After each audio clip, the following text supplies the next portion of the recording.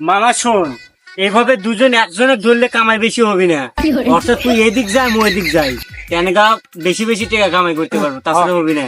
বুঝিস না, তুই এদিক যা আমি এদিক যাই।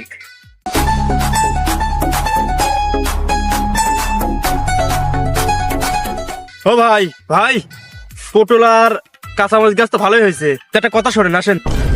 এত জোরে চিল্লাচ্ছেন কে? আমি কি ঠোসা? আমি কি শুনতে পারতেছি না? না না না, আমি ওইসব কথা বলতে চাইনি। আমি এসেছি একটা কোম্পানি থেকে। তা কোন কোম্পানি থেকে এসেছো? আমি এসেছি ভবিষ্যৎ বীমা কোম্পানি থেকে। আমাদের কোম্পানিতে যদি আপনি রেজিস্ট্রেশন করেন, তাহলে ভবিষ্যতে আপনি মারা যাওয়ার পর আপনার ছেলে মেয়ে 5 লাখ টাকা পাবে। আপনি তো খুব শিক্ষিত, তাহলে একটা কথা বলেন তো, জি জি বলেন, কি কথা? আমি যদি মরে যাই 5 লাখ টাকা কি আমার পোঙায় লাগাবো না আমার দাদুর পোঙায় লাগাবো? এই টাকা আপনি পাবেন না তো। আপনি যদি মারা যান, এই টাকা আপনার বউ বাচ্চা খাবে। আপনি কি আমার বউ বাচ্চা চেনেন? না না না, আপনার বউ